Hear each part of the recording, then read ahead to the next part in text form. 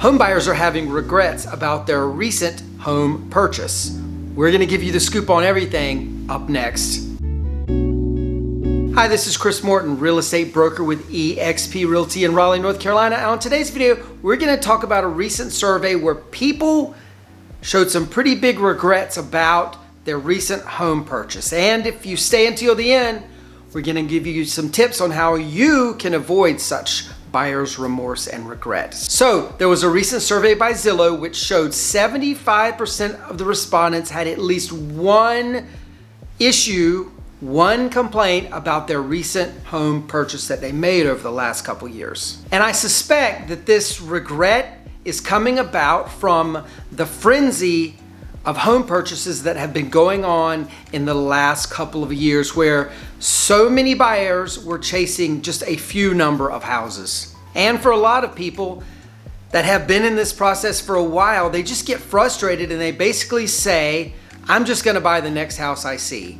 And so that, of course, is gonna certainly lead to regret if you buy a house that doesn't quite match what you really needed in your next home. So let's break down what this survey said. Fully 31% of the respondents complained that the house they bought was too small for their needs. 32% of the respondents said there was maintenance work, repair work that needed to be done on the home that they weren't expecting, that they had to deal with right after closing. And 40% of the respondents said they wish they had taken more time to consider the house, to mull it over in their heads before they pulled the trigger and made an offer on that home. Now, obviously, you have to make some compromises when you're out looking for a home. No home is perfect, and if you're on a budget, you have to find the very best home for you on that budget. And you're gonna have to accept that until we have more available inventory of homes on the market here in the Raleigh area, it's just gonna be a strong seller's market where you have and continue to have all of those buyers out chasing just a few homes available for sale, which of course is going to cause this frenzy to continue. So what can you do to avoid buyer's remorse when you go to buy your next home? The very first thing you need to do is have a haves list. This is a list of things you must have in a home, things you must not have in a home, and things that would be really nice to have in a home. This is, again, the very first thing we recommend, and it's the first thing we have our clients fill out when they come to us to buy or sell a home. This is absolutely an essential document.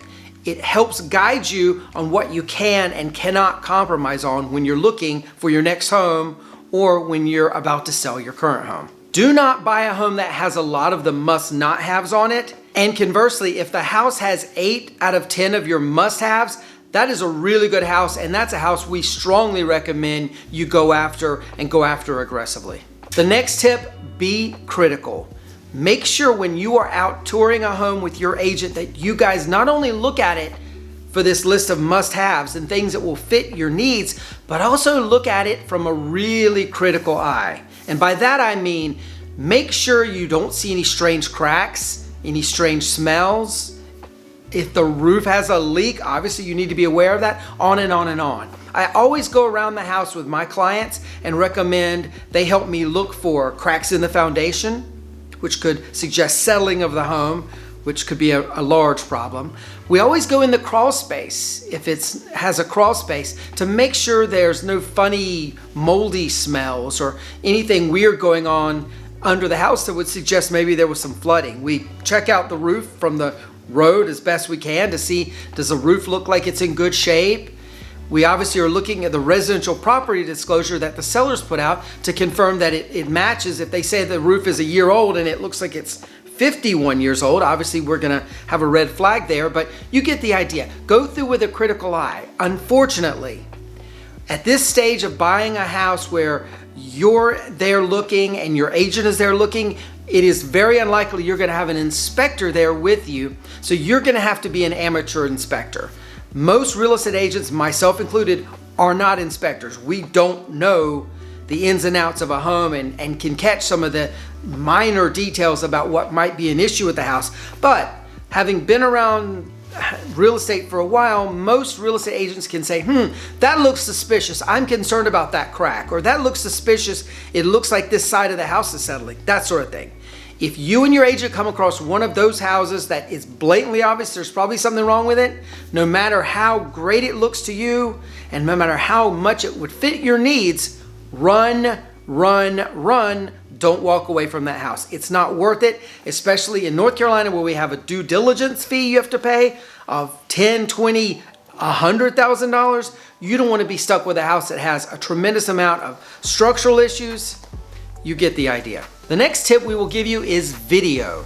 Now, instead of being pressured to buy the house based strictly on your tour alone and what you saw over those 20, 30 minutes of walking the house, have your agent do what we do on our team. That is video the homes that you really, really like, upload it to a private channel on YouTube so that you can then go back at your leisure that afternoon, look the house over to decide, is it really as nice as you think it is?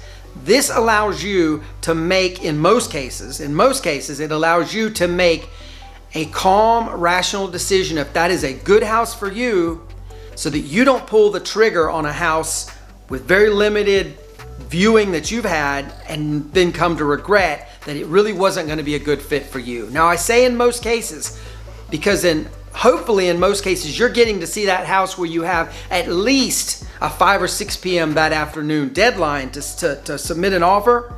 If for whatever reason you have to have an offer submitted in an hour or two, obviously this video is not going to be a tremendous help to you. You can maybe watch it quickly before making a decision, but you get the idea. You're going to have to make a quick decision on those houses. Hopefully, most of the time, that is not going to be the case for you. The next tip we have to give you is learn from others' mistakes. I can't tell you the number of times we've had our clients fill out that must-have list. They've come across a house that hits 9, 8, or 10 of their must-haves, and because it's maybe the first day they've out looking, they say, oh, we're just not going to put an offer on this one because if this house is here, there's got to be even better coming along. Unfortunately, it doesn't work that way. Please take our advice and learn from the mistakes of others. If a house comes available and you like it and it fits your needs, make an offer and make an aggressive offer.